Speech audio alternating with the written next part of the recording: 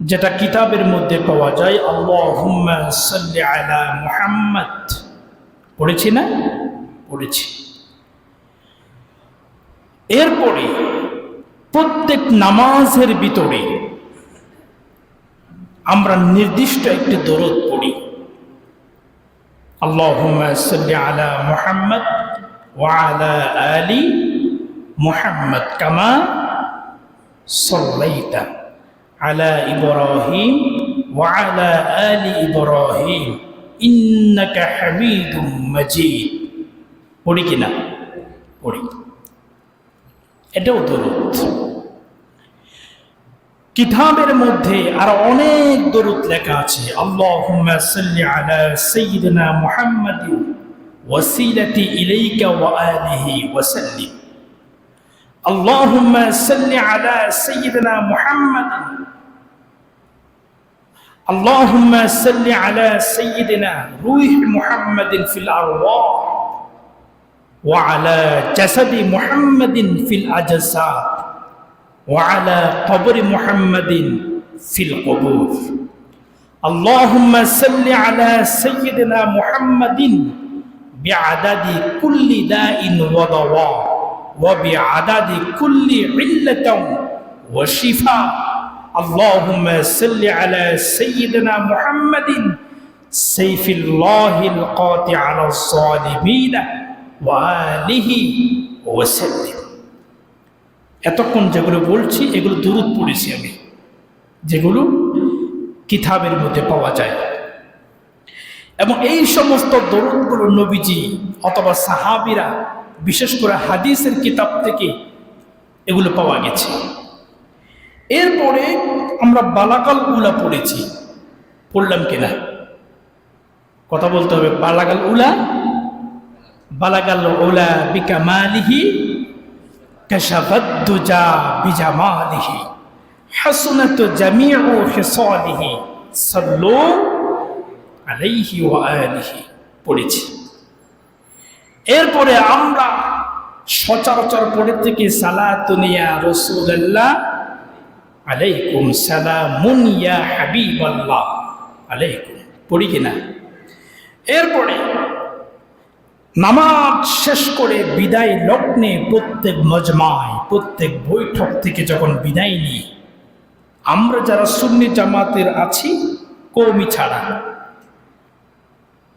তারা সকলেই কিয়াম করি, ইয়া নবী সালাম আলাইকা, ইয়া রাসূল সালামু আলাইকা পড়ি। এরপরে আপনার আরেকটা পড়েন, সাবসে আলা, একটা পড়েন না? হ্যাঁ। কথা হচ্ছে এই 4টি দরুদের কথা শেষে আমি যেগুলো বলেছি এগুলো হাদিসের কিতাবের নয়, এগুলা হচ্ছে নাতে রাসূল, আশেকে রাসূলগণ লিখেছেন। হুজুর আপনি কি নতুন কোনো ফিতনা দিচ্ছেন? মোটেও নয়। আপনাকে সঠিক তথ্য, সঠিক জিনিস, সঠিক বিষয় জানতে হবে। আপনি কি পড়ছেন, এটার উৎপত্তি কোথায়, এটার মর্তবা কতটুকু, মর্যাদা কতটুকু, এটার কারণে আপনার সওয়াব কি পরিমাণ হচ্ছে জানতে হবে না? ছবি। এজন্য আজকের আলোচনা আমি সাজিয়েছি আমরা প্রচলিত যে দরুদগুলো পড়ি এগুলা, তারপরে হাদিসের কিতাব থেকে নেওয়া দরুদ, এরপরে সময় থাকলে পরে দরুদের একটা হেকায়া বলবো, আর কয়েকটা দরুদের ফজিলত সংক্ষিপ্ত আকারে বলে শেষ করে দেব। প্রথমে আসি, আমরা বালাগাল উলা পড়েছি, পড়লাম কিনা? পড়লাম। বালাগাল উলা এটা কে লিখেছেন? নবীজি? না, কথা বুঝাইতে পারি নাই। এটা নবীজি বলেন নাই, লিখেন নাই, সাহাবারও পড়েন নাই। আলোচনা বুঝতে হবে। আমি আপনাদেরকে একটা ছোট্ট কথা বলি। আমাকে অনেকজনে বলেন যে আমার ওয়াজে ক্লিপ ভিডিও বানিয়ে ফেসবুকে দেওয়ার জন্য আমি পারি না, সময়ও নেই। দ্বিতীয় কথা হচ্ছে আমার আলোচনা ক্লিপ করা যায় না, পুরাটা শুনতে হবে। আবার বলছি, বালাকাল উলা রাসূল সাল্লাল্লাহু আলাইহি ওয়াসাল্লাম থেকে আসে নাই, সাহাবারও পড়েন নাই, তবে এটা দরুদ। তবে এটা কি দরুদ বুঝতে হবে। তাহলে এটা কোথা থেকে আসছে? ইসলামের একজন মনীষী আশিকে রাসূল, যার নাম ছিল শেখ সাদি রহমতুল্লাহ আলাইহি। নাম কি? শেখ সাদি, যিনি গুলিস্তা কিতাব লিখেছেন। এই শেখ সাদি বালাগাল উলা লিখেছেন। এটার অর্থের মধ্যে নবীজির এত প্রেম রয়েছে, এত মহাব্বত ভালোবাসা রয়েছে, যারা এর অর্থ বুঝে তারা পাগল হয়ে যায়। সুবহানাল্লাহ। প্রিয় ভাইয়েরা আমার, আল্লামা শেখ সাদি রহমতুল্লাহি আলাইহি নবীজির শানে অনেক বেশি কবিতা লিখেছেন, নাত রাসূল লিখেছেন, অনেক কিছু তিনি করেছেন। একটা পর্যায়ে গিয়ে নবীজির শানে তিনি লিখছেন, বালাগাল উলা বিকামালিহি কাশাফাদ দুজা বিজামালিহি। দুইটা ছন্দ তিনি লিখেছেন। কোন কোন কিতাবের মধ্যে হাসনাতু জামিউ খিসালিহি পর্যন্ত আসছে, আবার কোন কোন কিতাবের মধ্যে শুধুমাত্র দুইটা কলম আসছে। আল্লামা শেখ সাদি রহমতুল্লাহি আলাইহি লিখেছেন যে বালাগাল উলা বিকামালিহি কাশাফাদ দুজা বিজামালিহি লিখেছেন, কিন্তু পরক্ষণে তিনি আর কলম চালাতে পারছেন। যারা কবি তারা যখন লিখেন, ছন্দ মিলতে হবে, অর্থ ঠিক থাকতে হবে, এবং ছন্দের ভেতরে সমস্ত কথাগুলো অল্প কথার মধ্যে নিয়ে আসতে হবে। এটাই হচ্ছে নিয়ম। আল্লামা শেখ সাদি রহমতুল্লাহি আলাইহি দুইটা লাইন লেখার পরে তার কলম আর চলে না, টেনশনের মধ্যে পড়ে গেছেন। এরপরে কি লিখবো, কোন কথা লিখলে পরে নবীজির শানকে রক্ষা করা যাবে, সুন্দর করে ফুটিয়ে তোলা যাবে। উনি যেই দুই লাইন লিখেছেন তার অর্থ হলো বালাগাল উলা বিকামালিহি, যিনি সাধনায় পূর্ণতায় শেষ প্রান্তে পৌঁছেছেন। সুবহানাল্লাহ পড়েন। কথার অর্থ বোঝেন নাই? পৃথিবীতে আল্লাহ পাক রব্বুল আলামিনকে যিনি সাধনা করেছেন, পৃথিবীতে যারা সাধনা করেছেন, আল্লাহর সাথে মুরাকাবা করেছেন, মুশাহাদা করেছেন, ধ্যান করেছেন, তাদের মধ্যে সবচাইতে সর্বোচ্চ চূড়ায় পৌঁছেছেন যিনি, তিনি হলেন আমাদের নবী মুহাম্মদ রাসূলুল্লাহ। বালাগাল উলা বিকামালিহি বুঝাচ্ছেন আমাদের নবীজি এমন কিছু মুরাকাবা করেছেন, জিনার মোরাকাবা সরাসরি আল্লাহ পর্যন্ত সর্বোচ্চ চূড়ায় তিনি পৌঁছে গেছেন। সুবহানাল্লাহ। এরপরে বলছেন কাশাফাদ দুজা বিজামালিহি, যার সৌন্দর্যের আলোকে অন্ধকার দূর হয়ে গেছে। তার মানে কি, নবীজির কাছে এত বেশি সুন্দর চরিত্র ছিল, নবীজির চরিত্রের মধ্যে এত বেশি সৌন্দর্য ছিল, আইয়ামে জাহেলিয়াতের সমস্ত অন্ধকার গুলো দূরীভূত হয়ে আলোতে ভরপুর হয়ে গিয়েছে। সুবহানাল্লাহ। দেখেন, দুইটা কথা বলেছে, দুই লাইন কথা বলেছে, এই কথার মধ্যে অনেকগুলো কথা একসাথে ঢুকে গেছে। এখন এই দুইটা লাইন লেখার পরে ইনি আর লিখতে পারছেন না, তো মিলতেছে না কথা, ছন্দ তো মিলতে হবে, মিলতেছে না, টেনশনে পড়ে গেছে। হাতে কলম খাতা আর টেনশন করছে, এরপরে কি লিখবো, এরপরে কি লিখবো, কি লেখা যায়।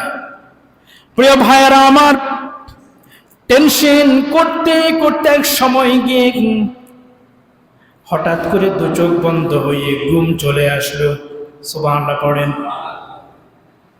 আসলে উনি আল্লামা শেখ সাদি রহমতুল্লাহি আলাইহি টেনশন করতেছেন নবীজির সাধনায়, নবীজির কলবের দিকে কলবটা লাগিয়ে দিয়ে তিনি মুরাকাবার মধ্যে ঢুকে গিয়েছিলেন।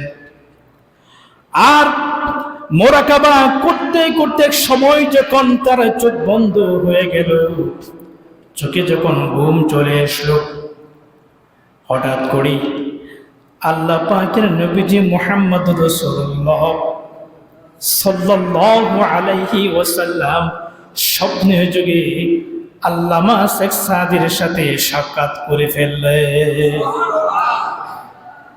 আল্লামা শেখ সাদিকে বলতে লাগলেন, ও শেখ সাদি, এত কিসের টেনশন তুমি করছো? তুমি আমার শানে আমাকে খুশি করার জন্য, আল্লাহকে খুশি করার জন্য যে লাইনগুলি তুমি লিখতেছো, আমি বড্ড খুশি হয়েছি। তবে তুমি তৃতীয় লাইন মিলাতে পারছো না, আমি বুঝে ফেললাম। তৃতীয় লাইন কি হবে সেটা আমি নবীজি মুহাম্মদ রাসূলুল্লাহ সাল্লাল্লাহু আলাইহি ওয়াসাল্লাম আমি নিজেই শেখ সাদি তোমাকে শিখিয়ে দিচ্ছি। সেটা হবে হাসানাতু জামিউ খিসালিহি। চতুর্থ লাইন হবে সাল্লু আলাইহি ওয়া আলিহি। সুবহানাল্লাহ পড়েন। কথা বুঝেন নাই? তৃতীয় এবং চতুর্থ লাইন, এই লাইনটা, দুটো লাইন নবীজি স্বপ্ন যুগে এসে শেখ সাদিকে শিখিয়ে গেছেন। সুবহানাল্লাহ পড়বেন না? অর্থ কি? নবীজি বলছেন, তুমি তো লিখেছ যার সৌন্দর্যের কারণে, যার চরিত্রের মাধুর্যের কারণে, যার সততার দৃষ্টান্তের মাধ্যমে আরব জাহান থেকে সমস্ত অন্যায় অপরাধগুলো চলে গেছে। এরপরে তুমি লিখবা যার আচরণ ব্যবহার ছিল সৌন্দর্যের আখর। সুবহানাল্লাহ পড়েন। সৌন্দর্যের প্রতীক ছিল, যার কোনো তুলনা করা যায় না, এমন সৌন্দর্য নবীদের কাছে ছিলেন। এটা লিখো, হাসানাতু জামিউ খিসালিহি। অতএব এমন ফজিলত, এমন শান যে নবীর মধ্যে আছে, সেই নবী এবং তার বংশগণের উপরে তোমরা দরুদ পড়ো। সাল্লু আলাইহি ওয়া আলিহি। সুবহানাল্লাহ। এক কথায় পুরা বালাগাল উলা বিকামালিহি কাশাফাদ দুজা বিজামালিহি হাসানাতু জামিউ খিসালিহি সাল্লু আলাইহি ওয়া আলিহি। পুরা কলমটা লেখার পরে ওনার স্বপ্নর ঘুম ভেঙে গেছে। এবার এটা নিঃসন্দেহে আল্লাহর দরবারে কবুল হলো কিনা? কথা বলুন। যেটা নবী যেটা শিখিয়ে দিয়েছেন কবুল হবে না? হবে। এবং এতটাই কবুল হয়েছে, কখন শেখ সাদি লিখেছেন, অথচ এর ইতিহাস না জানলেও আমাদের গ্রাম অঞ্চলের সকলের একেবারে কিছুই জানা না, সেও কিন্তু বালাগালগুলো জানে। হ্যাঁ, সুবহানাল্লাহ। প্রিয় ভাইয়েরা আমার, তাহলে বলেন তো, এবার আপনাকে প্রশ্ন করি, বালাগাল উলা বিকামালিহি কাশাফাদ দুজা বিজামালিহি হাসানাতু জামিউ খিসালিহি সাল্লু আলাইহি ওয়া আলিহি, এটাকে হাদিসের কিতাব থেকে আসছে নাকি আশিক রাসূল থেকে আসছে? কথাটা মাথায় রাখবেন। এটা আশিক রাসূল থেকে আসছে, হাদিসের কিতাব থেকে নয়। এটা মাথায় রাখবেন। এরপরে আরেকজন আছেন, আরেকজন আশিক রাসূলের নাম হলো আহমদ রেজা খান বেরলভী। চিনেননি? নাম শুনেছেন? আহমদ রেজা খান বেরলভী রহমতুল্লাহ আলাইহি। উনি একটা লিখেছেন নবীজির ইশকের কাছে, আশিক রাসূল তো। উনি লিখেছেন সবসে আলা, জানান তো? सबसे औला औला नबी सबसे बाप।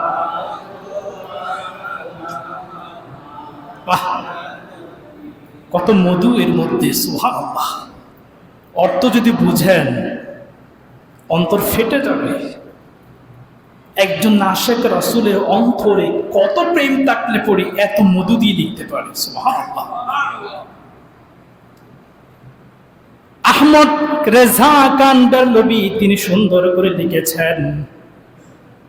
তারপরেও কিন্তু এটা আহমদ রেজা খান উনি আশিক রাসূল ছিলেন, ওনার পক্ষ থেকে এটা আসছে দরুদ হিসেবে স্বীকৃতি পেয়েছে, দরুদ হিসেবে স্বীকৃতি পেয়েছে, কিন্তু হাদিসের কিতাবে এটাও মাথায় রাখবেন, কারণ এই সবগুলো কথা পরবর্তীতে দরকার আছে। এরপরে সালাতুনিয়া বলেন রাসূলুল্লাহ আলাইকুম সালামুন ইয়া হাবিবাল্লাহ আলাইকুম, এটা লিখেছেন কিতাব থেকে, আমার ভুলও হতে পারে, যতটুকু জানলাম সুফি আহসানুল্লাহ রহমতুল্লাহি আলাইহি উনি লিখেছেন। এটার ব্যাপারে বেশি কিছু পাওয়া যায়নি, যতটুকু পেয়েছি এটুকু। এরপরে আমরা যখন কোনো বৈঠক থেকে বিদায় নিই, কিয়াম করি না? কিয়াম করি। ইয়া নবী সালাম আলাইকা ইয়া রাসূল ইয়া হাবিব সালাম আলাইকা।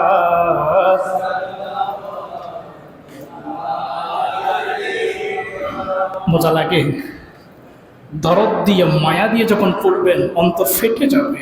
সুবহানাল্লাহ। এটা বাংলাদেশের মধ্যে এনেছেন গোলাম মোস্তফা কবি, উনি এটার সাথে যোগ করে করে আরো ছন্দ মিলিয়েছেন, প্রসিদ্ধি লাভ করেছে। এটা বাংলার নয়, শুধু সারা পৃথিবীতে সমস্ত আশিক রাসূলগণ দরদ দিয়ে পড়ে থাকেন। সুবহানাল্লাহ। প্রিয় বন্ধুগণ, এই যে এতক্ষণ ধরে যেগুলো বললাম, এগুলা নিঃসন্দেহে দরুদ। নিঃসন্দেহে কি? দরুদ। কেন? একটা দরুদ হওয়ার জন্য যে শর্তগুলো দরকার, এগুলো সব এই কালেমার মধ্যে পাওয়া যায়, এই জন্য নিঃসন্দেহে দরুদ। এবার কথা হচ্ছে, একটা প্রশ্ন এখানে আসবে যেটা আমরা সমাজের মধ্যে শুনতে পাই, সেটা হলো আমরা যারা সুন্নি জামাতের অনুসারী আছি, আমাদের অনেকেই বলে দেন যে সালাতুনিয়া যে পড়ে না সে কাফের। বলে কি না? বলা যাবে? বলা যাবে না বাবা, বুঝতে হবে আপনাকে। কেন? সালাতুনিয়া অবশ্যই দরুদ, কিন্তু এটা আশিক রাসূল লিখেছেন, যেটা নবীজি বলেছেন সেটা সমতুল্য নয়। বুঝাইতে পারি নাই? যেটা নবীজি বলেছেন সেটার কথা বুঝাইতে পারি নাই আপনাকে আমি। নবীজি যেটা বলেছেন মুখে, সাহাবারা যেটার উপর আমল করেছেন, হাদিসের কিতাবের মধ্যে যেগুলো পাওয়া যায়, আর আশিক রাসূল যত এশক দিয়ে লেখুক না কেন, নবীজির সমান হবে? হ্যাঁ, না। এই জন্য বলেছি আল্লাহুম্মা সাল্লি আলা মুহাম্মদ, দরুদ ইব্রাহিম, এই জাতীয় যতগুলো দরুদ আছে, এগুলোর যে মান, যে শান, যে মর্যাদা, এগুলোর সাথে আশিক রাসূলদের দরুদগুলা সমপর্যায়ের কখনো। তার মানে আবার এটা বুঝাচ্ছি না এটা বাদ দেন, মোটেও নয়। পড়েন আপনি, আমরা ঠেলাঠেলিতে যাব না, ঠিক আছে? ঠেলাঠেলি যতক্ষণ করবেন ততক্ষণ দরুদ পড়ুন, যেটা আপনার মন চাই পড়েন। আপনার সালাতুনিয়া মজা লাগে পড়েন, বালাগুলো মজা লাগে পড়েন, ইয়া নবী সালাম আলাইকা মজা লাগে পড়েন। পড়তে হবে, পড়ে আপনার মর্যাদাকে আপনি বাড়িয়ে ফেলেন, আপনার মর্যাদাকে উঁচু করে ফেলেন, কিন্তু ঠেলাঠেলি করার কোনো দরকার। কওমি আলেমরা যেটা বলে, তারা বলছে যে হাদিসের কিতাবের মধ্যে যেটা আসছে আমি মনে করি সেটা বেশি উত্তম, ওরা বলে। আর আমরা বলি যারা সালাতুনিয়া কিংবা এগুলো যারা পড়ে না তারা ভালো কাজ করছে না। আচ্ছা, এটা বলার কোনো অধিকার আপনাকে দেওয়া হয়েছে? সংক্ষিপ্ত করে একটা কথা বলি, যদি আপনি প্রশ্ন করেন যে হুজুর সালাতুনিয়া বালাগালগুলো যেগুলো বলেছেন এগুলা এবং হাদিসের কিতাবে যে দরুদগুলো পাওয়া যায় ওইগুলো সবগুলোর মধ্য থেকে আমি কোনটা পড়ব? যদি এমন কেউ প্রশ্ন করে, সবার জন্য না, এমন প্রশ্ন যিনি করবে তার জন্য একটু উত্তর আছে। সেটা কি? আপনি একজন বিজনেসম্যান, ব্যবসায়ী, আপনি চিন্তা করতেছেন আমি সময় দিব কম, লাভ করব বেশি। ব্যবসায়ীরা এটা চিন্তা করে না? ব্যয় করব কম, মুনাফা নিব। আচ্ছা, কোনো ব্যবসায়ী এই চিন্তা করে না একজন দেখাতে পারবেন? না। প্রত্যেক ব্যবসায়ী চিন্তা করে আমি সময় দিব কম, ইনভেস্ট করব কম, কিন্তু মুনাফা নিব বেশি। এমন চিন্তা প্রত্যেক ব্যবসায়ী করে। প্রত্যেক আশিক রাসূলগণ চিন্তা করবে আমার কাছে সময় তো সীমিত, নাকি বেশি আছে? সীমিত। আর আপনার কাছে আমার কাছে তো সময় বেশি, এজন্য যেখানে সেখানে আড্ডা মারি। সময় খাটানোর সুযোগ, খাটানোর মতো সময় আমাদের কাছে অ্যাভেলেবেল পড়ে থাকে, কাটাতে পারি না। আশিক রাসূলদের কাছে খাটানোর মতো সময় খুঁজে পাওয়া নেই। ওনারা চিন্তা করবে অল্প সময়ের ভিতরে এমন কিছু দরুদ পড়ব যেটার দ্বারা আমার সব চাইতে বেশি সওয়াব হবে। আচ্ছা বলুন, নবী যেটা দিয়েছেন সেটাতে বেশি সওয়াব, নাকি আশিক রাসূল যেটা বানিয়েছে সেটাতে বেশি সওয়াব? নিঃসন্দেহে নবীজিরটাতে। আপনি যদি প্রশ্ন করেন আমি কোনটা পড়ব, তাহলে আপনার জন্য উত্তর হবে নবীরটা পড়েন। যদি বলেন হুজুর আমি সালাতে পড়ব, পড়েন, সমস্যা। তবে যে পড়ে না তারা ঠেলা দিবেন না। এতে আপনার মনে হচ্ছে নবীজি খুশি হচ্ছে, মোটেও নয়। আশা করি কথা বুঝেছেন। কোনো ঝামেলা হয়েছে? হ্যাঁ, নাই। এবার আসেন দ্বিতীয় আর একটা কথা। কিয়াম নিয়ে আমাদের সমাজের মধ্যে কিছু দ্বন্দ্ব আছে। এই কিয়াম, দু একটা কিয়াম নিয়ে কথা বলি, তারপর আলোচনা শেষের দিকে চলে যাব ইনশাআল্লাহ। আমরা যারা কিয়াম করি আর যারা কিয়াম করেন না, যারা কিয়াম করি আর যারা করি না, এই দুই দলের মধ্যে কমন তিনটা প্রশ্ন। কয়টা? তিনটা প্রশ্ন। এক নাম্বার, অর্থাৎ কওমিপন্থী আলেম যারা আছেন তারা প্রশ্ন করেন যে কিয়াম করাটা কি বাধ্যতামূলক, ফরজ? ওদের প্রশ্ন কিয়াম ফরজ কিনা, আগে প্রশ্ন বুঝবেন। দ্বিতীয় নাম্বার প্রশ্ন হচ্ছে কিয়াম করলে যে দাঁড়াতে হবে এটা বাধ্যতামূলক। তৃতীয় একটা প্রশ্ন হচ্ছে কিয়াম করলে সে মাজমায়, সে বৈঠকে নবীজি হাজির হন। এই প্রশ্নগুলো তারা করে কিনা উত্তর দিতে হবে। করে কিনা? করে থাকেন। এই তিনটা প্রশ্নের উত্তর আমাদের আলেমদের মধ্য থেকেও দেওয়া হয়েছে। আপনারা যেগুলো জানেন সেগুলো আমি বলবো না। কওমিদের সমস্ত প্রশ্ন এবং সুন্নি জামাতিদের সমস্ত উত্তর সবগুলো বিচার বিশ্লেষণ করে আমি একটা সমাধান বের করেছি। এই সমাধানটা আপনাদের কাছে দেব। দুজনেই প্রশ্ন করেন এবং উত্তর নেন, কিন্তু মাঝখানে কিছু কথা গোপন থাকে যেগুলো আলেমরা বুঝে ফেলে কিন্তু সাধারণরা বুঝে না। আপনি যেটা বুঝেন না আমি সেটা আপনাকে বুঝাবো। যেটা গোপন গোপন জায়গায় থেকে যায় সেটা আপনাকে ক্লিয়ার করে দিচ্ছি। সেটা হলো, প্রথম প্রশ্ন, কিয়াম করা ফরজ কিনা? কিয়ামের পক্ষে সবচাইতে শক্ত যে অবস্থান কিতাব দ্বারা দেয়, এনায়েতুল্লাহ আব্বাসী নাম শুনেছেন? উনি কিতাব থেকে উদাহরণ দেয়, কিতাব থেকে কথা বলে। উনি বলেছেন কিয়ামকে কখনো আমরা ফরজ, ওয়াজিব, সুন্নত বলি। আমার সাথে সুন্নি জামাতের বড় বড় আলেমদের সাথে সাক্ষাৎ মাঝে মধ্যে হয়ে যায়। আপনারা জানেন, আমরা তো মনে করেন বড় বড় জামাতের রকম। আমার সাথে সুন্নিদের সাথে সম্পর্ক ভালো আছে, কিন্তু বড়দের সাথে বেশি আলহামদুলিল্লাহ। কওমি আলেমদের সাথে, বড় বড়দের সাথে সম্পর্ক আছে সব জায়গায় আলহামদুলিল্লাহ। প্রশ্ন করি তো ওনারা বলেছেন কিয়াম কখনো ফরজ, ওয়াজিব, সুন্নাহ নয়, বরঞ্চ এটাকে মুস্তাহাব বলা যেতে পারে। এটা আপনি সুন্নি জামাতের যত যত বড় বড় আলেমগণ আছেন তাদের বিড়িগুলো শুনবেন, ভালো করে শুনবেন। তারা কখনো ফরজ, সুন্নাত, ওয়াজিব বলে নাই। বলেছেন এটা করলে সওয়াব আছে, না করলে গুণও নাই। ভালো করে বুঝে নেবেন। তাহলে 1 নম্বর প্রশ্ন, কওমিরা মনে করছে কিয়াম করা ফরজ, ওয়াজিব, সুন্নত নয়, আমরাও বলছি সেম কথা। দ্বন্দ্ব আছে আর নাই। দ্বিতীয়ত, কিয়াম করলে যে দাঁড়াতে হবে এটা বাধ্যতামূলক কিনা, তাদের প্রশ্ন। আমরা বলছি কিয়াম করলে দাঁড়াতে হবে, এটা বাধ্যতামূলক নয়। তবে কিয়াম শব্দের তো দাঁড়ানো, কিয়াম অর্থ কি? তো আমরা দাঁড়াবো কেন, প্রশ্নটা আছে না? আমরা কি বসে পড়তে পারি না? কথা বলে না, পড়তে পারি না? আচ্ছা, একটু আগে যে আমি কিয়ামের কালিমাগুলো পড়েছি, আপনারা বসে পড়ছেন না দাঁড়িয়ে পড়ছেন? তো কিয়ামের জন্য যদি দাঁড়াতো বাধ্যতামূলক হতো, না দাঁড়ালে গুনাহ হয়ে যায়, এরকম যদি হতো তাহলে আপনারা সবাই গুনাহ করে ফেলেছেন না? তা আমি কি একজন খতিব হয়ে আপনাদেরকে গুনাহ করালাম? কথা বলেন না। তাহলে বোঝা গেল কিয়ামের জন্য দাঁড়ানোটা বাধ্যতামূলক।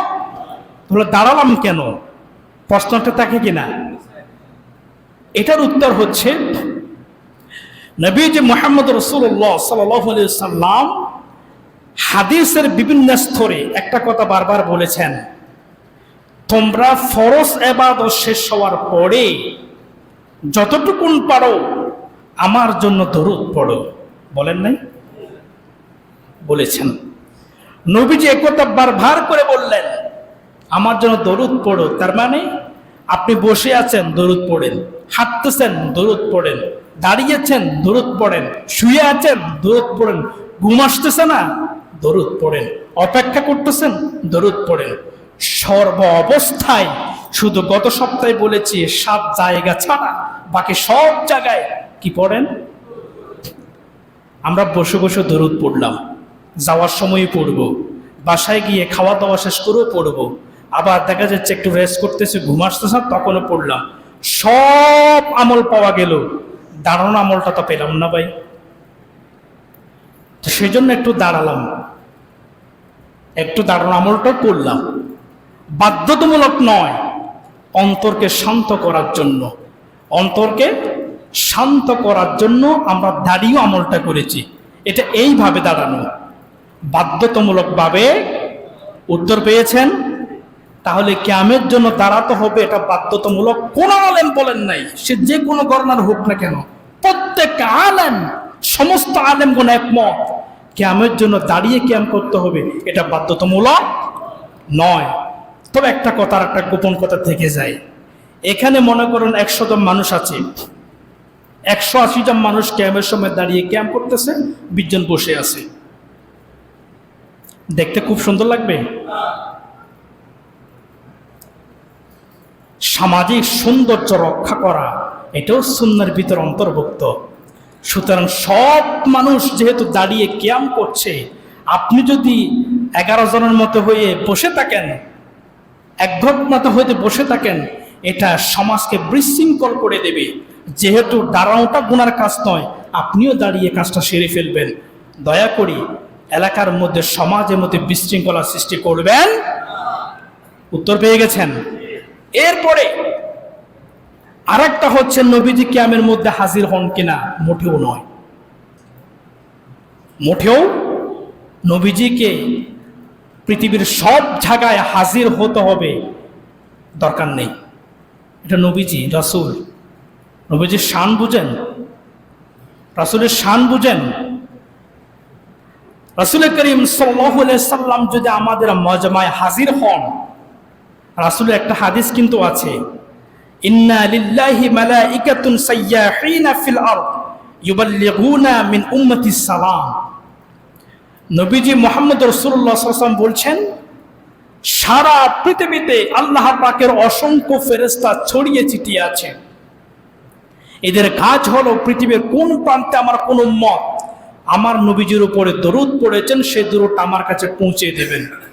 নবীজি যদি সব জায়গায় হাজির হয়ে যান, তাহলে ফেরেশতার দরকার কি ছিল?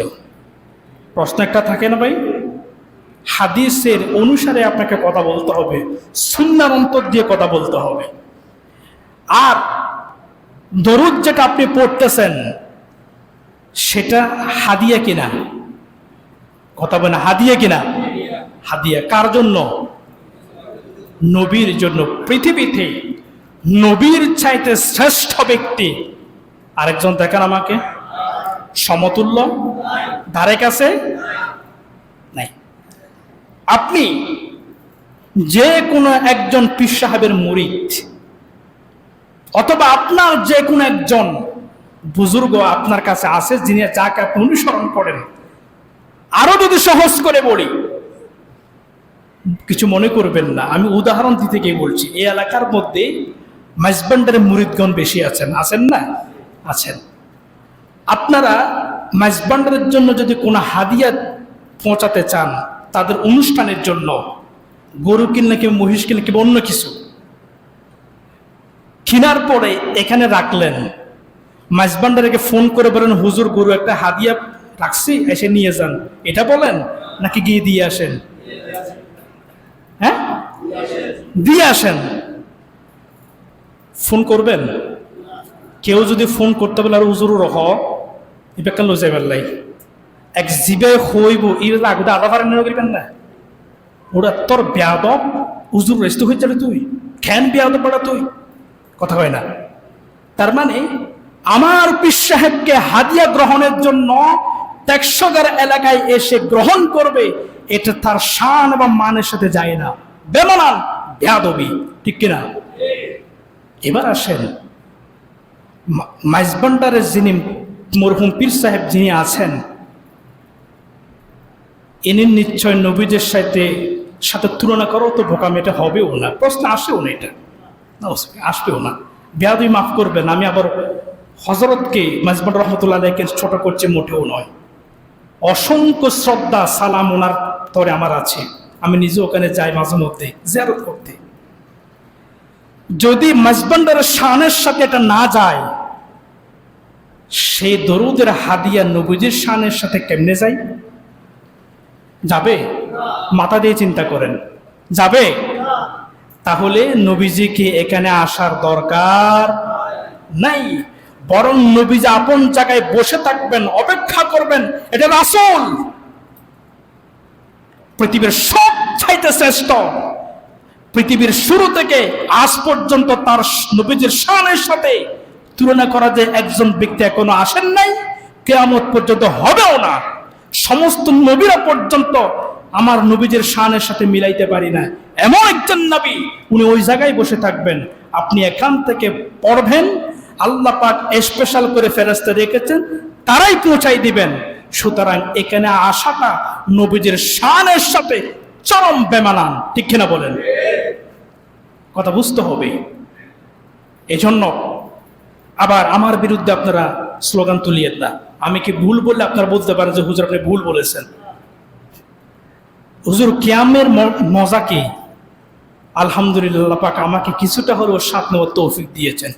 কিয়াম এখানে কি করবেন? আপনি নবীজির রওজার সামনে যান, আসল মজা ওখানে। আল্লাহু আকবার।